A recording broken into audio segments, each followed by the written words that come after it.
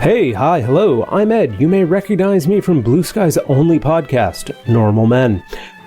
We have an important announcement for you this week. Due to a scheduling conflict, the rest of this episode has no Ed in it. Proctor George and Lotax apologize for the inconvenience. I do not. I was taking pictures at a lovely botanical garden. I regret nothing. Enjoy the show.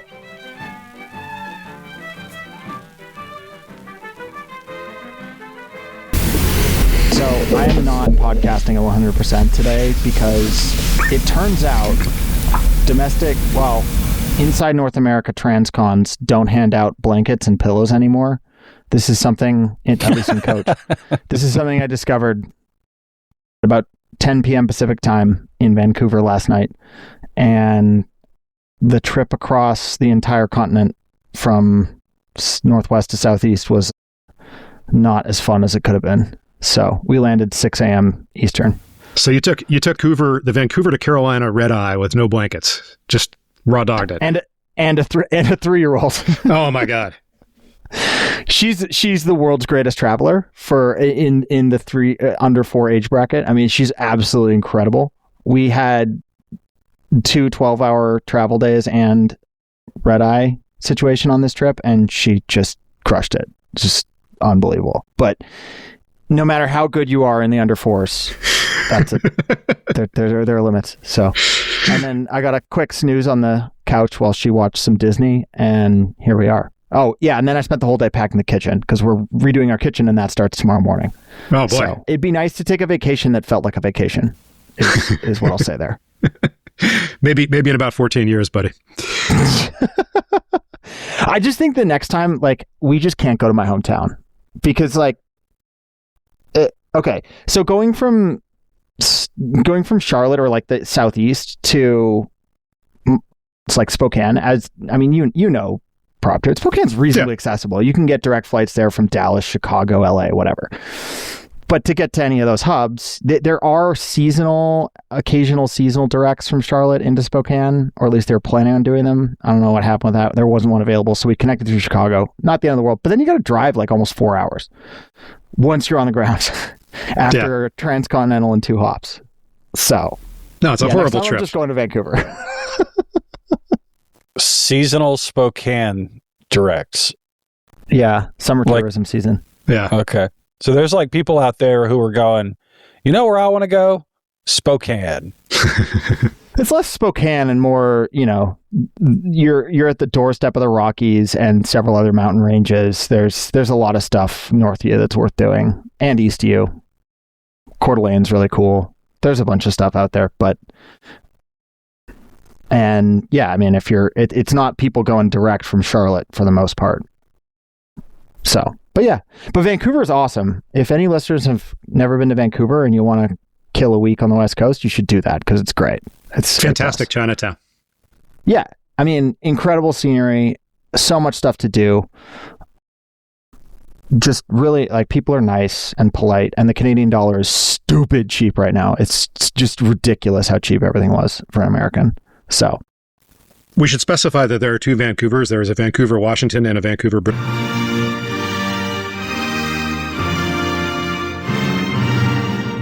Columbia.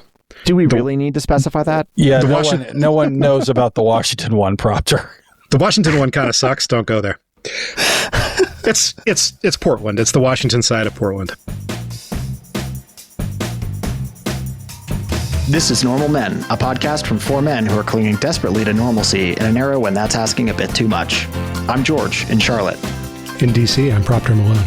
In outer Florida, I'm low-tax speedrun enjoyer. And I'm Ed in Boston. Okay, so this podcast is never investment advice or financial advice, but this week it is especially not investment or financial advice because George is an unreliable narrator on anything quantitative this week on account of fatigue. Anything really. I'm glad we didn't record the pre-show because, oh boy, my memory for names was tested in ways it really shouldn't have struggled with, but it did. So here we go. Yeah. We are also down Ed this week, who may or may not join us midway through recording, but is not here as of this moment. So we forge on through the winds of August. We haven't talked politics for a while, so we thought that this week would be a good time to do an electoral whip round to bring everybody up to date on the state of the Senate, which is essentially all set races with the exception of, I think, Florida, which has its primaries irredeemably late. I mean, the good thing is those primaries aren't going to matter anyway. So, I mean, well, okay, we'll talk about Florida when we talk about Florida. They're not going to matter. Do not pump sunshine up people's asses here, Proctor. We're getting ahead of ourselves because we're doing this alphabetically. So let's leave the Florida chat for third place on the list. I think some of these are going to be really quick. Some of these are not going to be quick, and some of them are going to be easy, and some of them are going to be a little more interesting. So. Correct. We have made the decision by default to talk through only races we think were interesting. So if there's a race that you think is interesting that we didn't talk about, please let us know about it. Please let us know how stupid we are for not talking about it. You can DM Ed on Blue Sky about that. Correct. It is Ed's fault. Yeah. Yes, that is, and that's at ed3d.net. And he's verified now, so look for the blue check. That's how you know it's the real Ed. Except no substitutes. All right, so we're doing this in alphabetical order because we couldn't think of a different order to do it in, which means that we are starting with Alaska. Alaska is Mary Peltola, who has previously won statewide office in Alaska, is the Democrat facing off against incumbent Dan Sullivan. I think we're going to win this one, but I think it's going to be close, or at least I think we're in as good a position as we could potentially be, given the inherent difficulties in polling Alaska. I don't have a lot of confidence that the polls are correct, but the polls are showing a modest but durable Peltola lead and have been for several months now. Just for reference, we'll occasionally drop in what betting markets are saying. We're not saying that because we think betting markets have any special insight at this point. It's just conventional wisdom, and it's a decent proxy for that. So Kalshi right now has Peltola 53-47. Nothing really insightful there, just slightly better than 50-50, which I think is about consensus. Yeah. Now, remember that Alaska has still its bizarre primary system, but one thing that means for purposes of the general election is that this is going to be a heads-up contest. You're not going to have the same sort of wasted votes that you would have in a contest where there are third-party entrants in the actual final GE. Yeah, it's ranked choice, right? Yeah, so they cut it to, I want to say that it's the top 4 vote getters from the open primary that they then rank choice down to 2 for the runoff. So, but whereas for many of the other states, and we'll talk about this as we get to them, for many of the other states, one of the things I think you're seeing in the polling is that some pollsters are pushing leaners way too soon. But for Alaska... What does that mean? What does pushing leaners mean?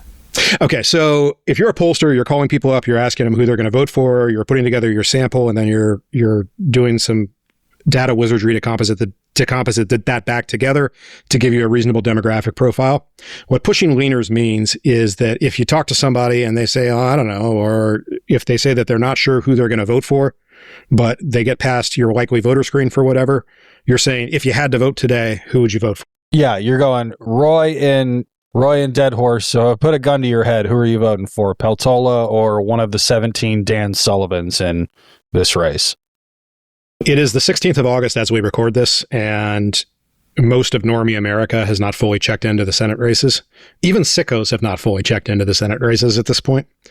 Sometimes the sickos over-check in and overshoot it, and it's all lost, but hopefully we're not doing that here. I was promised one sicko episode. Look, we are sickos, but sometimes the sickos can get a little bit lost in the sauce, and we will endeavor to avoid that outcome because we are, of course, the normal men. So, yeah, let's just remember that like 80% of people in Michigan are going to think Abdul El Sayed is the guy from the Serial podcast. So if you push these leaners, the issue is that like these people, it's basically just someone going to reflex or a guess. It's not an actually informed voter, and that by pushing the leaner, you get outcomes that may not actually be durable when people actually decide, okay, now I really need to pull the lever and this one counts, as opposed to answer the phone from a random person. And you're also, as you get closer to an election, your likely voter screens are going to be more realistic than when you're in August. So you're going to have to push fewer people. Basically, like the people you're getting through your likely voter screen are then going to be much better informed than a person that's passing the likely voter screen in August or July or whatever. So as you get closer, that's one reason that as you get closer to an election, your polling gets more accurate than you are this far out. Right. And if you're dropping people who are not likely voters at this point, but who will eventually vote, you may be underestimating the background partisan lean of the state. Again, we'll get to that a little bit more in a little bit more detail later. Anyway, so Alaska, we're in with the chance. You know, if anybody were to tell you that they knew 100% what was going to happen in Alaska, they would be wrong. Alaska is really hard to pull, but we are at least in competitive shape there for right now. High quality candidate on the Democratic side, low quality candidate on the Republican side, despite being an incumbent. Probably about as good a candidate for the Dem side as you're going to get in Alaska. Yep. Yep. An especially good candidate for salmon. Yes, just remember Alaska. All the salmon you can farm or fish, it is all yours. We will tear up those regulations for you. Pro fish, pro choice. That's right.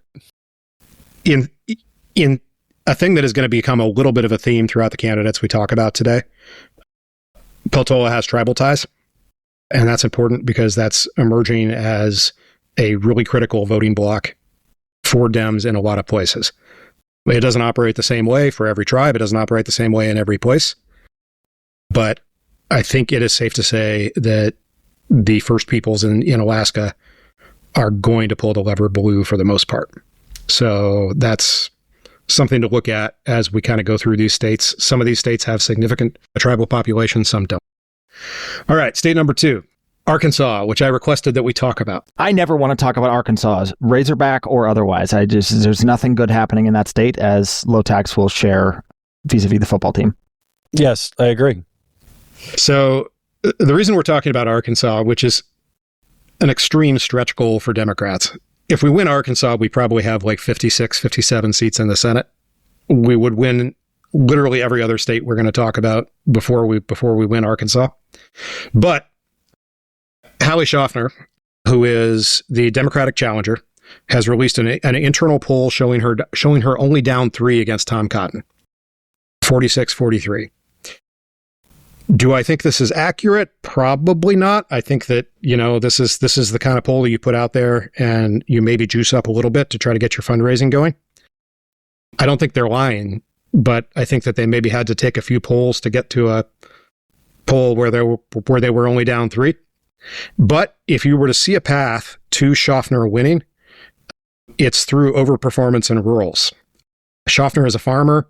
Tom Cotton, despite his name, has not been particularly good for the agricultural community in Arkansas. He has not done a terribly good job of defending what the Arkansas farmers see as their priorities, of making sure they have access to foreign markets, of making sure that to the extent they don't have access to foreign markets, the federal government is giving them gigantic fat checks.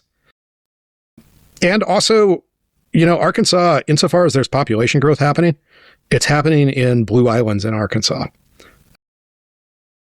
The Little Rock area is growing faster than I thought it was. And also the Bentonville area is blue and it's growing too. So despite all the shit that we give Walmart on a very deserved basis, it is doing its part to bring educated people out to one corner of Arkansas, and that may have a demographic effect over time. Arkansas has a lot more agriculture than you might think. Something like 14-15% of state gross value added, which think of that as GDP. It's not GDP, but close enough. Came from agriculture, which is a lot. I mean, that's a huge number. They have more than 30,000 farms, and roughly 40% of their surface area is farms. They do chicken, soybeans, rice, eggs, corn, some cattle, and then bit of turkeys, cotton, timber, that sort of thing. So, not all of these agricultural markets are in a rough spot right now. Chicken's been a pretty good place to be in the agricultural complex for a long time. Soybeans and cattle, not so much. So, kind of interesting there, just looking at the sort of stuff they produce. Yeah, this isn't going to matter, fellas. He's going to win by 15 points. The reason I think it's interesting, like that internal is juiced for sure. If she's within 5 points of him, that is a nationwide catastrophe for Republicans. It would be, yes. So, if she's within 10, it's a really good night for Dems. Full stop. I'd say if she's within 15, it's probably a really good night for Dems. Yeah, that's fair. Like, Arkansas is a freak show state full of just rancid voters. Yeah. I hear that rough. And I think, okay, maybe that poll, the way they're questioning it is probably holding Tom Cotton down or something. She's probably not going to get much higher than 43. Like 57, 43, I would totally buy. Yeah. Again, if we win Arkansas, then everything has gone extremely well for us already. It would take a combination of a whole lot of factors. Arkansas is a pretty red state. Tom Cotton has money, but it's interesting that he's feeling like he has to spend it. Tom Cotton is already up on the air with ads, which is not something you would necessarily expect to see at this point. He's trying to define his opponent as a Democrat. He's putting video out there of her saying that she would have, oh my God, voted for Harris. Yeah. And he's pretty clearly banking on the partisan lean of his state to carry him through. It's a good bet for him, but there are some things happening here that don't happen in every cycle. If you have to spend real money in Arkansas, that is a lot of real money you can't spend somewhere else, even if, and it's all fungible. Like, let's not get this twisted. It's coming from Tom Cotton himself, not necessarily the PAC sphere, but like that is still money that he could have ported somewhere else. So, and would have, although for sure. How much is he spending though? I don't know. He's got 10 million in the bank. I don't know the numbers, but he hasn't, at least publicly, he hasn't dispersed to anybody else yet this year. Again, it's not the number, just like the vote outcome. It's not the number itself. It's what it means about the other numbers. That's what matters. And if Cotton's spending there, that is a really bad sign for Republicans. I mean, it's just, there's no other way to spin it. So, all right. Arkansas, check, done. Florida. No, stop. Stop it. Yeah, just talk about Florida. It's not going to happen. It's that I would love to see Alex Vindman. I think his name is Alex Vindman. I would love to see it, but it's not going to happen. I think that's probably right. I'm the designated optimist on this one, but I think that we probably are not going to win Florida. The polling has not been great. It has been stale. We haven't had a poll of the GE in a month.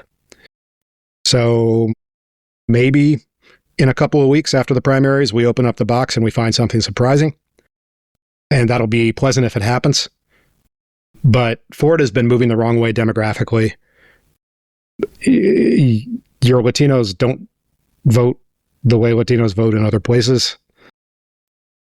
Yeah. I'm not optimistic that we're gonna take that. And Moody is reasonably well funded. Both parties are going to spend a ton of money in Florida because they always do. Dems shouldn't even contest it. No, shouldn't. We're not going to bring out. I don't think DSCC is going to drop out of state money into Florida. But nobody should. Like if you're donating somewhere, I'm sure there are some House races that are worth it in Florida because they got enough seats that a couple of them must be competitive. Yeah. But statewide, it's not worth it. And if you're going to win there, you're going to win there anyways, and it's going to have nothing to do with the money you spend. So just don't spend money there because it's not going to move the needle. Like the war on a dollar spent in the Senate campaign in Florida is zero. It might be negative. In fact, it is negative. What am I talking about? It's definitely negative. Yeah. So if you're giving your small dollar contributions to somebody who keeps spam texting you, give it to somebody else. That's not the spot for it. Well, the other thing is, I think the seat Vindman would only hold the seat for 2 years. And so really you're just talking about being able to block the GOP from passing things. But if you're in a position where Vindman's winning in Florida, you've already won all the seats you needed to win anyway.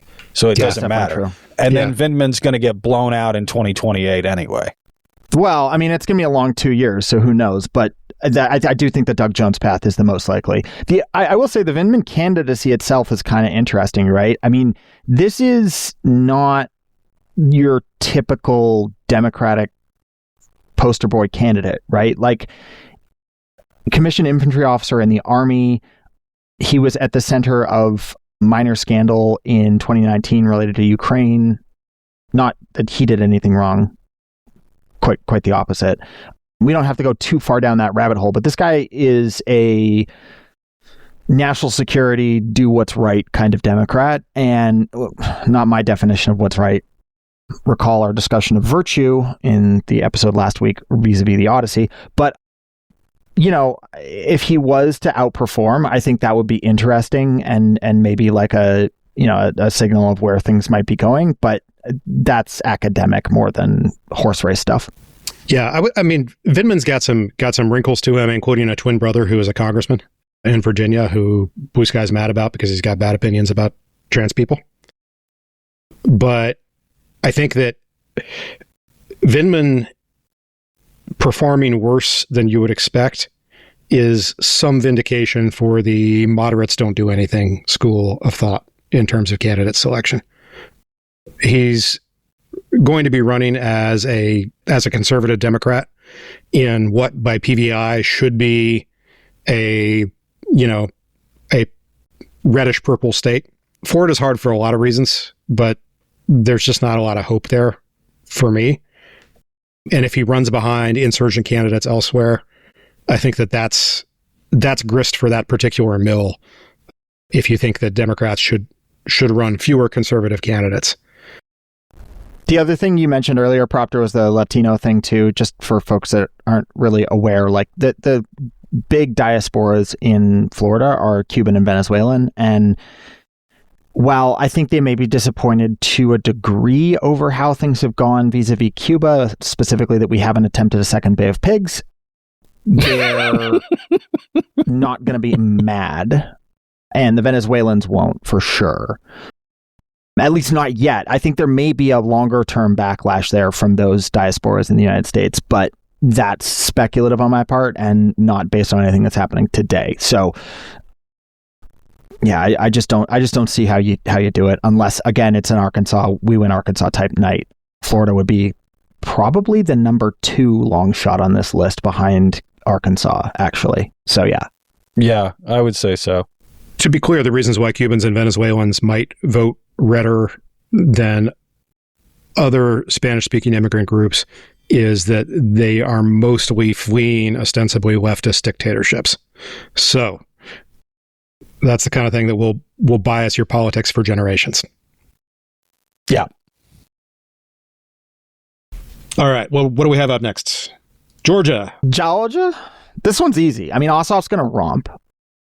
He's obviously one of our, as a group, inside track candidates for 2028.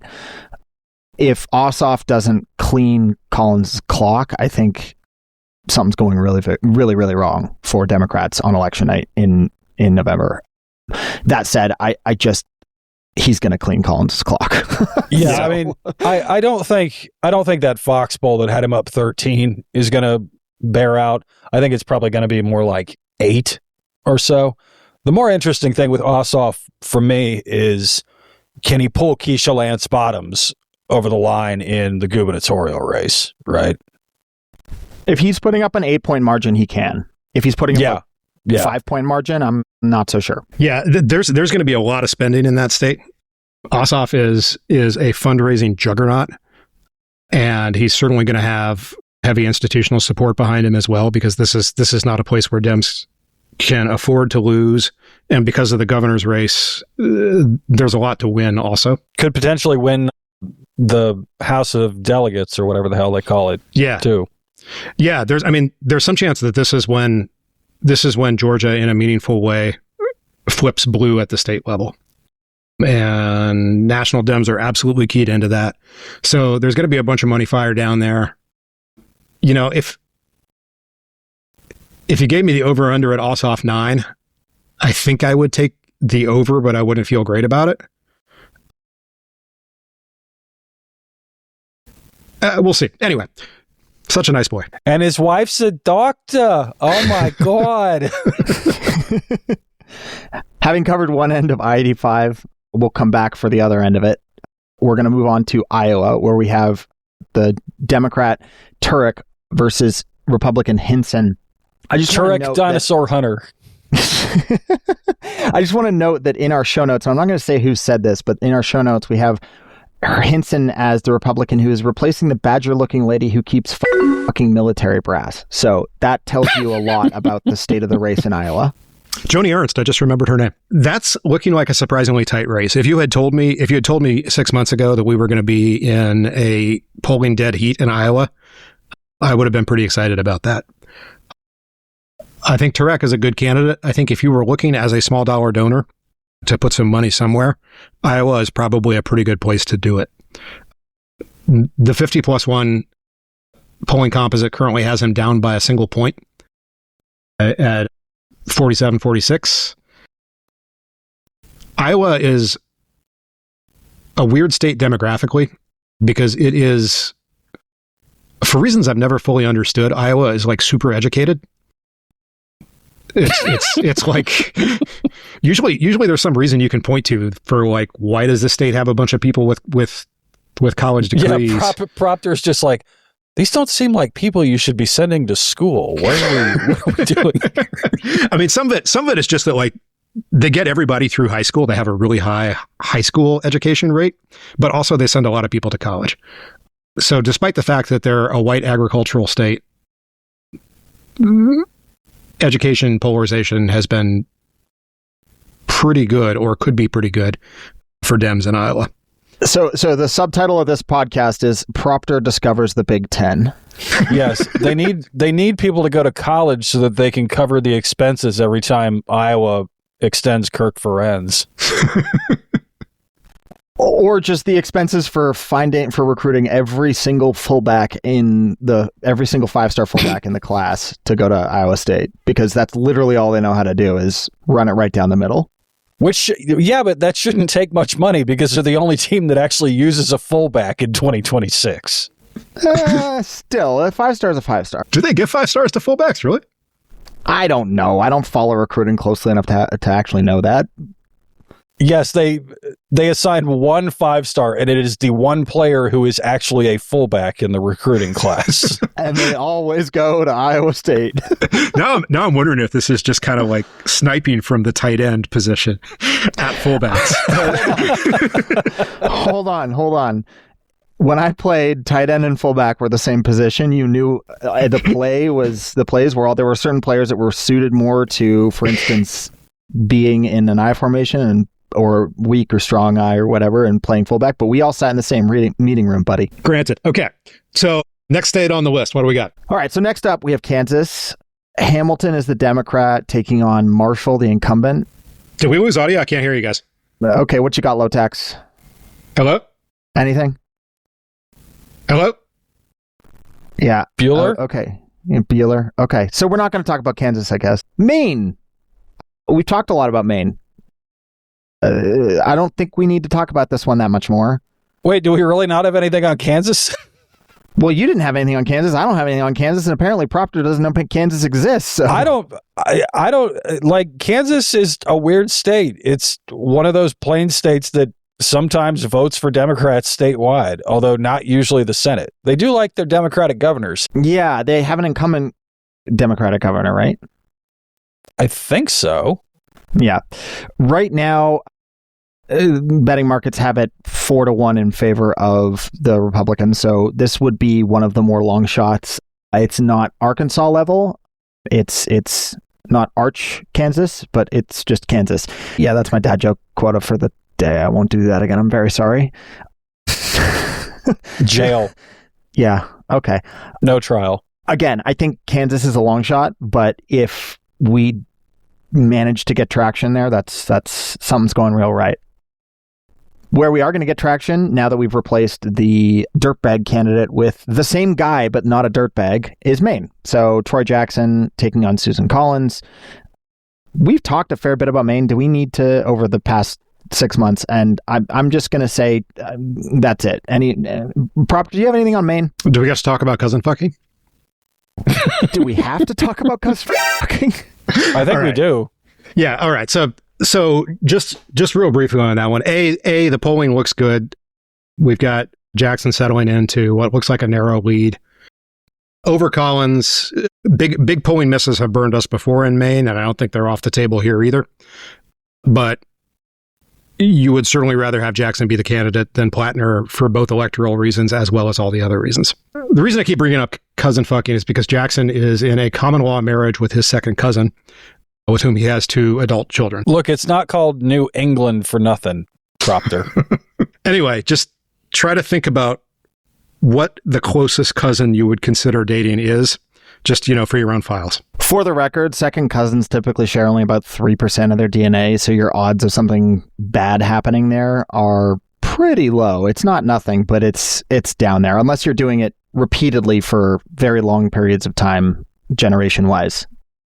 Which, now that I think about it, Maine may have an issue with, so... Yeah. Okay, I can't believe we said no more Maine, and then now we're talking about Maine again, even if it's a funny thing to talk about. Like, what the hell, man? What is up with that stuff? Well, I mean, we can move on to Michigan if you want. That's gonna be the fun.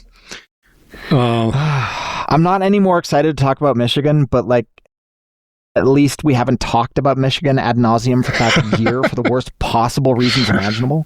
I'm pretty pleased at how everybody is behaving in Michigan post-primary. Honestly, yeah. I thought Haley in Michigan is behaving fine. I'm more worried about the people outside of Michigan that are being real normal about it. Nah, they're all going to forget it in a couple weeks anyway. That's probably true. Shout out to Haley Stevens, though. I mean, really, she got her clock cleaned, and not maybe as much as the polling suggested, but she lost pretty decisively, and she's fallen in line like a good soldier. No, yeah. She lost by a point. It was pretty close. It was close. Yeah, Sorry, only lost by a it was point. closer than I thought. Than I recalled it being. Sorry, but she lost. Either way, she lost. She did definitely lose. Yeah. And good on her for getting out there. She has said that she's going to campaign for Abdul Al-Sayed. Everybody is at least making nice for the cameras, which is kind of a surprise because that was a really nasty primary. I mean, a really nasty primary, and it felt very personal at times between the candidates. It's like the inverse of Tallarico and Crockett, where that primary didn't feel terribly nasty to me, but the post-primary has been a complete shit show. Yeah, I agree with that. We'll come back to Texas, but in any event, Michigan Dems are in formation, so that's good. Do we think the polling miss was not catching Republican crossovers? Is that sort of one of the reasons behind that in Michigan specifically? Because I'd seen some pretty compelling vote pattern evidence that there were a material number of Republicans who voted for Stevens in the primary. It's possible. I mean, my guess is that a lot of it is just that there was a shitload of money on the Stevens side, and that they translated that to ground game in a way that worked better. It ended up being, what, 70 million in outside cash, 60 million, something like that? I didn't see the final number. I would believe that. It was north of 50, I know. Yeah. I thought it was 60, of which something like 30 was AIPAC. Jesus. You know, the big polling miss that everybody remembers in Michigan is when Bernie beat Hillary back in 2016 in the Michigan primary. The thing that sometimes gets left out of the narrative there is that Clinton didn't spend any money and Bernie spent a bunch of money in Michigan. So maybe this is evidence that at least on the Democratic primary side, it's easier to translate dollars directly into votes in Michigan than it may be elsewhere. And there's some structural reasons that might be true. You've got a strong union system. You've got walking around money traditions in Detroit and elsewhere. It's plausible that having precinct captains with a little jingle in their pocket goes a long way in those primaries. That this is sort of a throwback to I'll go with a less civilized age of they need that walking around money in Detroit because they all drive Fords and Chevys. If you haven't seen Abdul Al-Sayed on video, you should take a minute to go check him out at some point. He's a talent. He is charismatic. He's also just like, he's instantly clockable as an extremely American type. You get the sense that he is a good dude, a little bit of a cocky prick. He was a lacrosse captain, and he has huge lacrosse captain energy. Anyone posting videos of them pressing 3 wheels on social media is going to be kind of a prick. Like, that's, yeah. I think he went to Michigan, but he has big ACC energy. He reminded me a lot. I sat on my flight from Seattle to Vancouver in the middle of the week. That was another saga that I really don't want to get into, but Delta flight from Seattle to Vancouver, and the guy I sat next to was a second generation, I think he was from Iran. His family was from Iran, and he was going up to do a triathlon in English Bay in Vancouver, and he had the exact same energy. Different sports. He played soccer and was now into more like distance fitness stuff, but exact same energy, just like super, super cocky, like not in a way that was off-putting at all. He was quite fun to have a conversation with, but exact same kind of energy where he's like, I'm a big wheel and I know what I'm doing. And, you know, like that is absolutely a type of guy. And it's nice to see those kinds of very, very normal kind of guy with a D beside their name. I thought you were going to say after my ACC comment that he reminded you of everybody you went to school with at Duke. No, there were not very many democratic socialists at Duke. And to be clear, one other thing that you'll take away if you see video of AES speaking is that he's ferociously bright. This is clearly a guy who is smart. Oh, Babby, he seems really smart. We're going to get behind him. So, you know, that's going to be a contested race. I think that I'm not that worried about it at this point because I think we have a good candidate and that the wounds of the primary will heal pretty quickly. There's already some polling in that direction, but give it another couple of weeks and we'll see where things land. I will say being good on video appears to be an absolutely enormous force multiplier in ways that just nothing else is right now. And I think that's true across a broad range of national candidates. Ossoff and AOC are both really good high-profile national candidates. That's an example of. Mamdani, of course, is another. You know, so much of what the Trump operation does is optimized for video as well.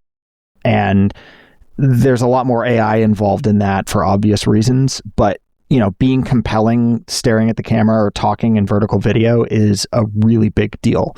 And no, that does not mean we are pivoting the podcast to TikTok. All right. We got 2 bars for Minnesota here, which is our girl, Peggy Flanagan against Michelle Tafoya. I'm really excited about Flanagan. I feel like candidates named Flanagan and Tafoya going against each other should not be happening in Minnesota. That should absolutely be a Northeastern race.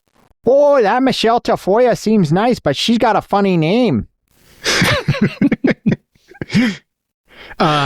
For the record, she does not seem nice. She seems like an awful person, and I hope she loses by a huge number, which she almost certainly will.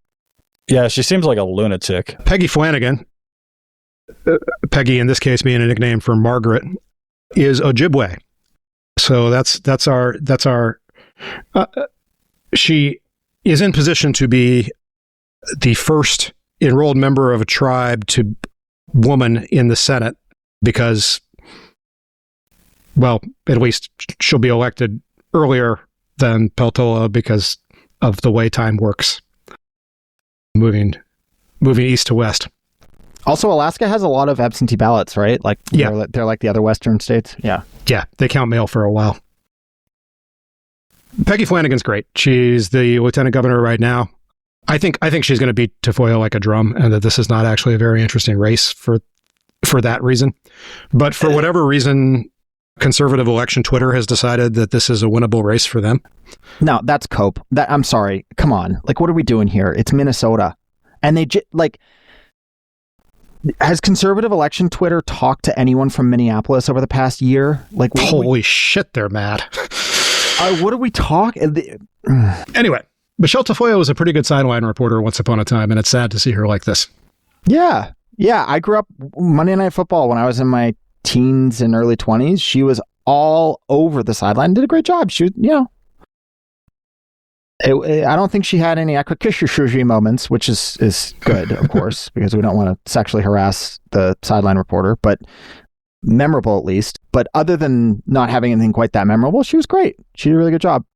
And like you said, it is sad to see people who, I mean, look, NFL sideline reporter is not some sort of like hallowed profession. Like it's, you're on the side of the three-ring circus in a lot of ways, but it's sad to see somebody who's highly visible and competent and, seems like a nice enough person who you see regularly in the media or wherever, performing artist, movie star, whoever, just have the wheels come off and reveal a brain composed almost entirely of oatmeal and rage. And I just, she was somebody who we invited into our living rooms for a long time, and it turns out that she was maybe not who we thought she was. So anyway, I think it's a huge mistake for her to do this, and I think that this is, I don't know if she's trying to pivot to a seat on the conservative grift train or what her deal is, or if these are deeply held beliefs. But I don't think she's going to be a senator. And I think it's a mistake for her to do this. Speaking of mistakes, let's talk about Montana. Sigh. Yeah. Okay. So let me preface this by saying that I love Jon Tester. I miss him very much in the Senate. And also this whole situation is non-trivially his fault. So the background here is that certain factions in Montana, Jon Tester, chief among them, made what I think is a reasonable point in the vacuum, that it would be much easier to win this race if you were running as an independent rather than as a Democrat. That this is a state that, particularly in the Trump era, has had a nasty partisan lean, and Democrats have a bad reputation in the state of Montana. So their was that they would do the same thing that we've seen Democratic-aligned forces do in a couple of other states, which is they're not going to run a Democratic candidate. They're going to run an independent candidate who is going to be understood to caucus with the Democrats, but is going to be an independent, and thereby avoid some of that baggage and, put this in a position where people can, in good conscience, who would never vote for a Democrat, pull the lever for the independent instead. It's all well and good, except that what they failed to do was lock down the Democratic nomination. So we have the Republican candidate, who was an extremely smoky backrooms pick by the Republican Party. The current incumbent announced that he was not running for re-election literally the same day that candidate registration closed, and this guy, Alme, snuck in there to essentially get the Republican nomination by default, so he wouldn't have to go through a primary. He was the only candidate on the R side.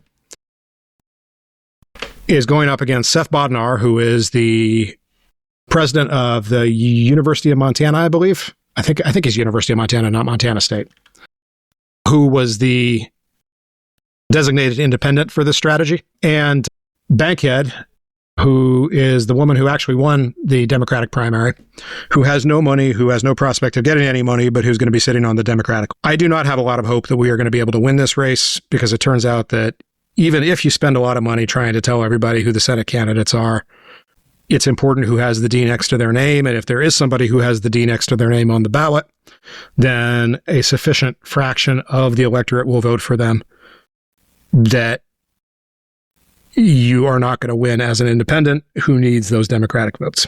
Same thing that happened with Ross Perot in the early 90s. I'm ticked about this because I think that this was actually theoretically a winnable Senate race. If Bodnar had run as an actual Democrat, I think that, I don't know that he'd be favored to win, but he'd be in it. But instead, we have the situation where, unless something extremely unusual happens, we're pretty well drawing dead. And it's now past the deadline for Bankhead to withdraw, so that it's a heads-up race between Bodnar and Alme. So this was one that was maybe gettable, that I think that we punted because we couldn't get our act together. So if you want a Democrats in disarray story, this is an actual Democrats in disarray story. I think we failed to get our crap together here. There's probably 20% of the electorate where it does not matter who is on the ticket, they're voting Democrat. And there's just no way you can peel off enough Republicans or Republican leaners to vote for an independent to make up for that if you've got a D on the ticket. It's just not. I'm sure hypothetically there's some state of the universe in some state somewhere where that might make sense, but not in Montana, not in 2026. So that race is lost. Do not give money to Montana.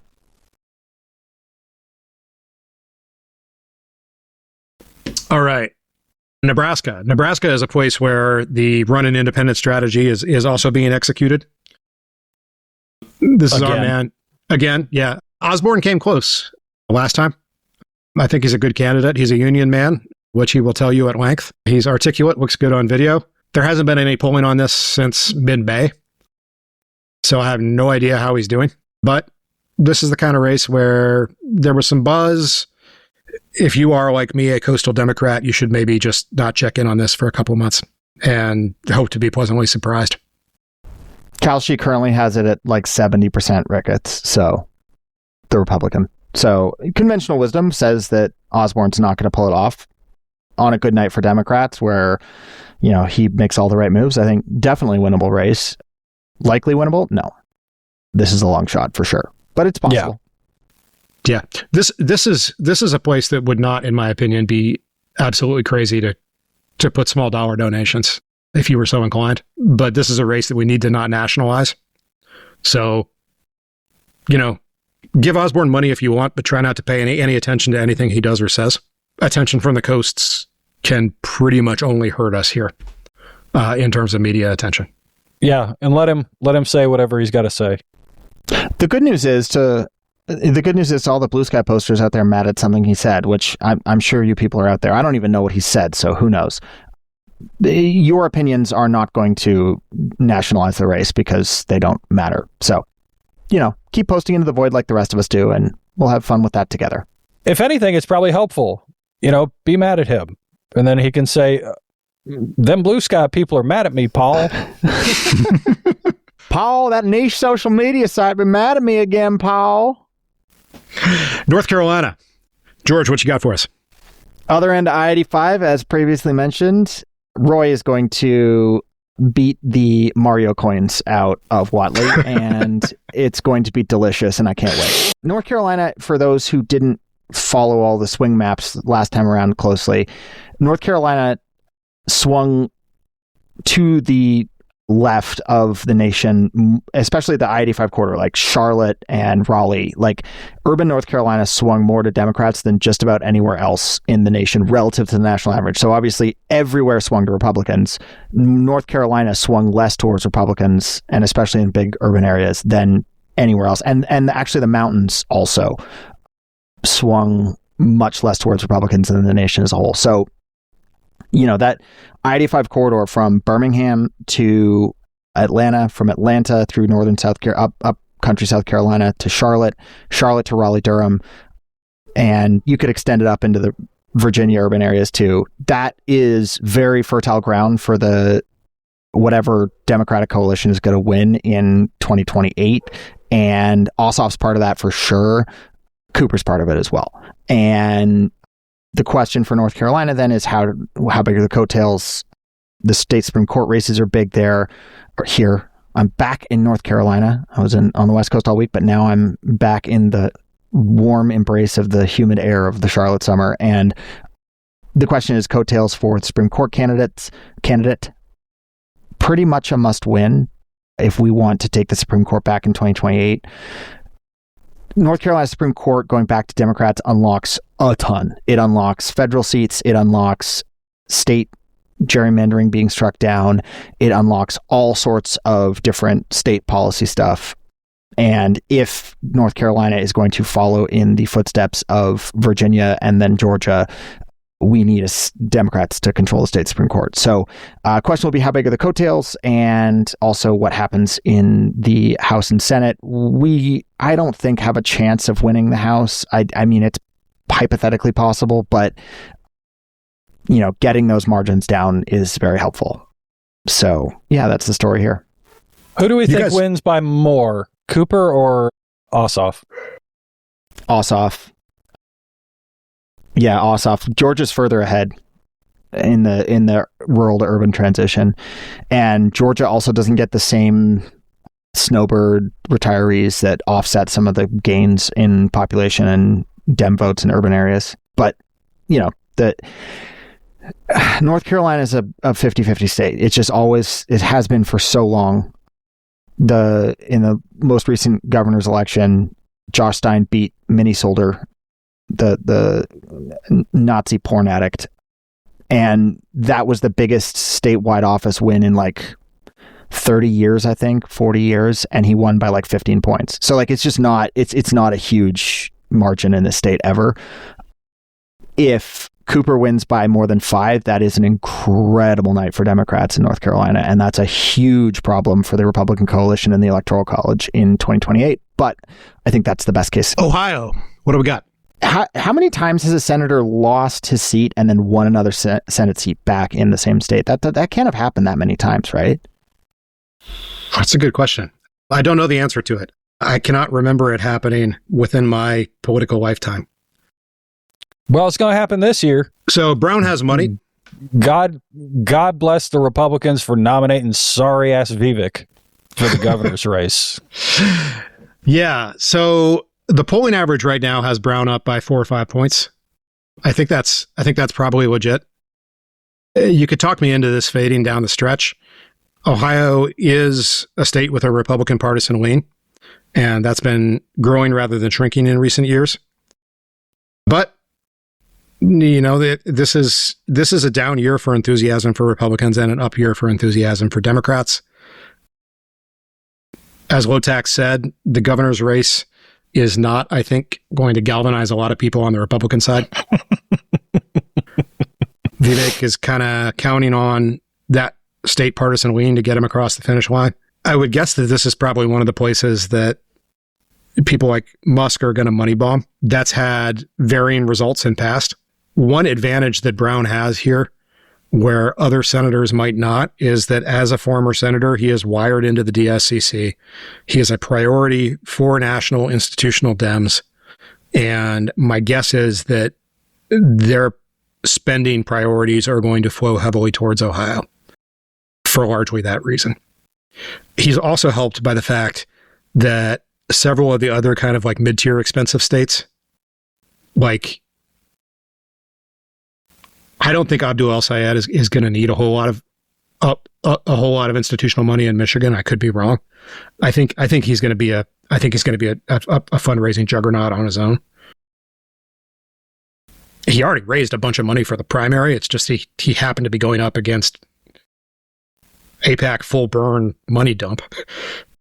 So like that's the only reason he looks poor, is that he just spent.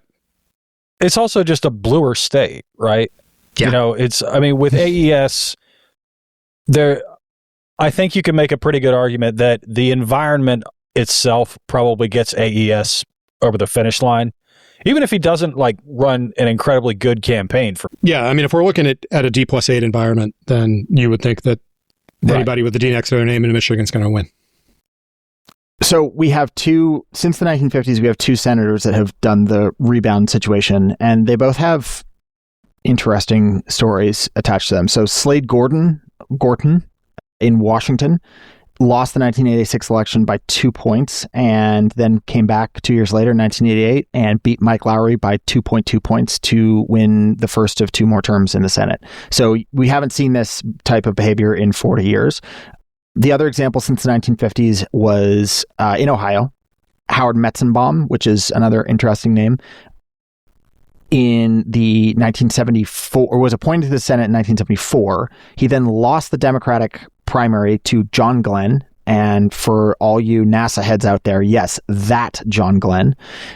So he resigned his seat a few weeks later, or a few weeks before the start of the term when Glenn was then elected. And then he came back and ousted Robert Taft Jr. 2 years later in 1976. Wow. Yeah. So this would be a storied thing to do for the first time since the 1980s. What are you going to do, man? Like, you're up against fucking John Glenn, right? Yeah, But notably, he didn't lose a general election there, right? He lost the primary and then resigned.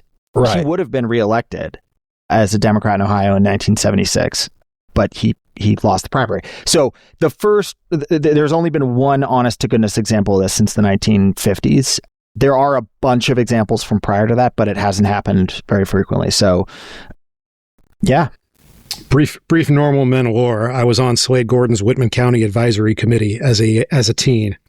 Yes. So, yes. I was unaware of his past on account of I was 8. Incredible. Anyway. All right. So Ohio, feeling good about it. Going to be so much money spent there. It's not where I would put my small dollar donations because I think the institutional money is basically going to crowd you out. This one is probably going to be shaped like this is basically going to be DSCC money, which is essentially trial lawyer and union money, taking on what will probably be heavily crypto and evil Silicon Valley money. For what it's worth, Kalshi has this at 50-50 right now. So betting markets are more bearish on Brown than the polls or your correspondents here at Normal Men. Yeah, that's another one that's gotten some hype from conservative election Twitter that I'm not sure it deserves. That there's... we'll find out whether or not it's cope, I guess. I would give that one a less copy rating than Minnesota, for sure. I mean, you're talking long cut as opposed to snuff, but it's... Yeah, I mean, we'll see. Maybe wintergreen long cut. Wintergreen long cut, not.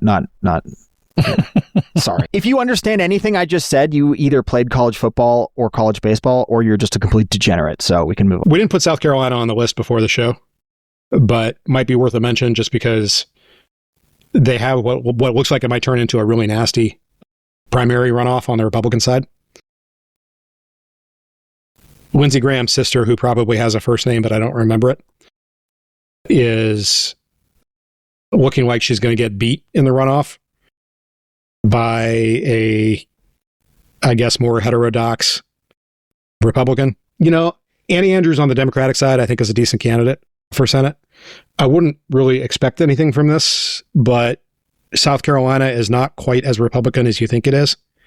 And if you believe in the, what is it, I-55 corridor, is that the... 85. I-65 corridor, 80. Right. Yeah. Okay. If you believe in that corridor, then, you know, this is the stretch goal. This is the next domino to fall. I don't think Greenville and Spartanburg get to hang out with Atlanta and Charlotte, frankly. Dare to dream, Lotex. Dare to dream. They can hang out as long as they deliver the votes. That's the key thing. Okay, I just want to say briefly, I don't think she's a good candidate on the Democratic side. I mean, look, I think there is a lot to be said for not nationalizing races. There is also a lot to be said for not gay baiting somebody. Oh, I didn't know that. Oh, yeah. Yeah, she's been fundraising on a full-on, like, before Lindsey Graham died, obviously, because he's now off the board. And, you know, this is not me saying don't speak ill of the dead. I have no problem with people talking about the fact that Lindsey Graham was a closeted gay man. But using it as a political, like in a negative attack ad, I am not okay with that. So yeah, don't do homophobia on our side. You're in the wrong party if you want to do that.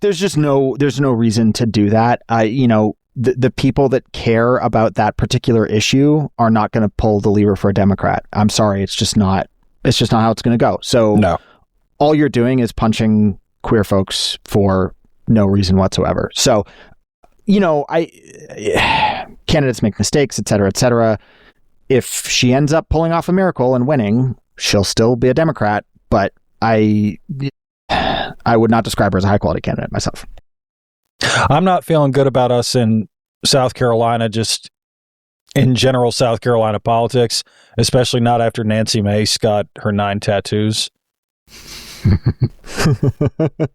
South Carolina is very much on the same path as first Virginia, then Georgia, then Texas, then North Carolina, or then North Carolina, then Texas, however order you want to put that in. They have the same phenomena where they have a black belt. They have lots of rapidly growing urban centers. Those urban centers, because of educational polarization, are swinging and growing rapidly in terms of Dem vote share, and vote count. The rural areas are extremely red.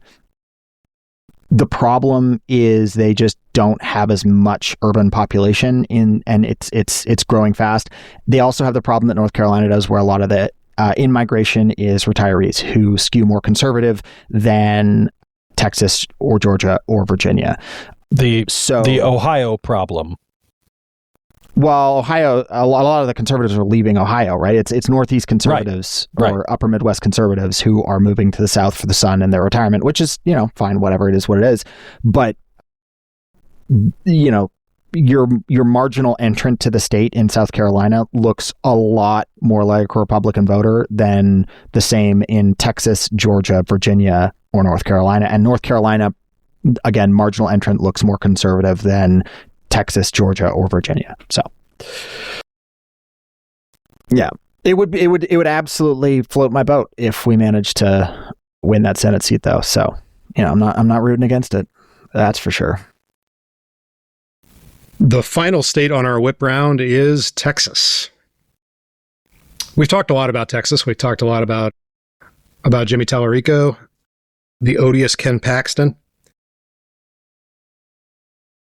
This is going to be an expensive race. Like, there have been calls for the National Dems to triage it, which they may have already done in some ways. It's not clear to me that there's a whole lot of national money going towards Tallarico.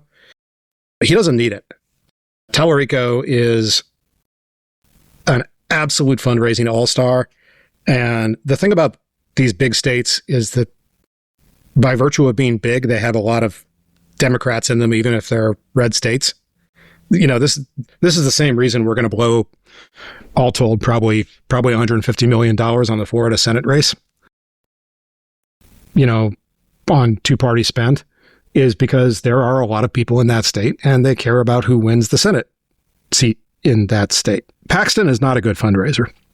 So I think that Texas is going to be an opportunity where Tallarico is able to take the small dollar donations that are mostly coming from in-state for him and use that to make national Republicans bleed, because they are going to have to spend if they want to compete in Texas. I don't think that there's much question about that Paxton is not himself going to get small dollar fundraising going. And also he's managed to piss off several of the big Texas millionaires who traditionally provide the muscle for statewide Republican fundraising in Texas specifically. So it's not clear that, the Texas oil money is there for him either. I think it's worth just dwelling on that point for a second and using it as an illustration of how incredibly top-heavy and individual-driven Republican spending is in general. It's true nationally, but it's also true at the state level, right? Where if you don't get your key ducks in a row, you're in deep, deep trouble, just because there aren't that many ducks. For Democrats, like, you're talking about a literal army of small dollar donations that you can piss those people off, but it's not like you piss off one guy and you're sunk. One guy literally doesn't matter in Democratic fundraising. You need to do something to piss off hundreds and thousands of people. In one state, a bad candidate who doesn't have the right relationships or who can't get the right guys to write the right 7-figure checks ends any viability. And that is really true in Texas. There's been some really good reporting on this over the years from Texas media outlets. I think Texas Monthly had a really good piece on this. And there's a couple other places that have done good details because some of the networks there. But like, you really got to have your ducks in a row. And man, people hate Ken Paxton. They hate him. And I mean, what's not to hate? But that's going to be a real problem for them. Yeah, like there are a bunch of millionaires in Texas who are reacting to Ken Paxton as if he tried to fuck their daughters, which it's plausible that he did. Yes. Like he's just an odious person, and he has made a lot of enemies over the course of his long Texas politics career. And because of the way Texas politics has been structured at the state level, a lot of those enemies are on the Republican side. That these have tended to be, kind of intramural knife fights within the Republican Party going back a decade plus, because Democrats don't have enough votes to do anything at the state level.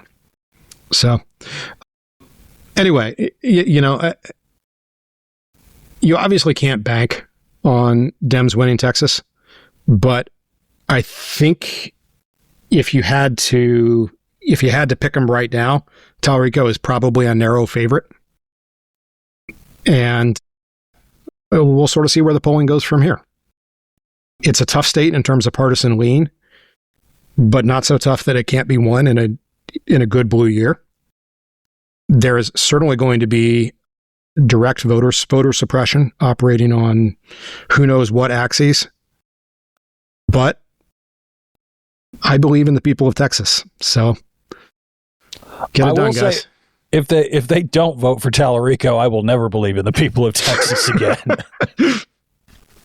For what it's worth, Kalshi has it at a 50-50 race at this point. That's a huge narrowing. Back at the start of the year, the pricing was 80-20 against Tallarico, and so it's now a 50-50. And I do think having sort of looked at some of the evolution of some of these markets, that sometimes betting markets illustrate a bias one way or the other. It's not strictly one-sided bias from prediction markets ahead of elections. They tend to skew more conservative than I think the media does, for instance, or your Blue Sky feed probably does. But, they're not necessarily wildly off base in that respect. It does look like there's a fairly concerted effort from people in these markets to push higher Republican odds than probably is justified by the polling and the fundamentals, just having looked at how some of these markets have trended as we've been talking here. So, you could probably handicap it and say, well, it's then 55-45 or something like that. Or the market is just correct if you want to be a EMH fundamentalist, which, maybe that's the way to go. Either way, Texas is absolutely winnable. It's absolutely winnable. And you have a perfect storm of horrific presidential approvals, a bunch of policies that are specifically designed to piss off Texas, especially Latinos. You have a high quality candidate on the Democratic side, the worst possible candidate on the Republican side, and the reddest state can flip in that kind of scenario. We've seen it happen before. Yeah. Like, I am old enough to remember who Doug Jones was. So, yeah. So, tariffs are really bad news for Texas. Texas is integrated cross-border with Mexico in any number of ways economically.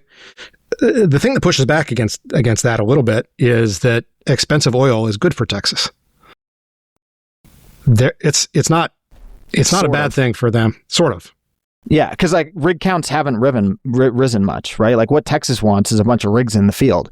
The problem is they're out of good acreage. So even if oil prices go up a lot of those acres have a much higher break even than they would have 5 years ago. Like, 5 years ago, if oil went up above $100, you'd see rig counts double, right?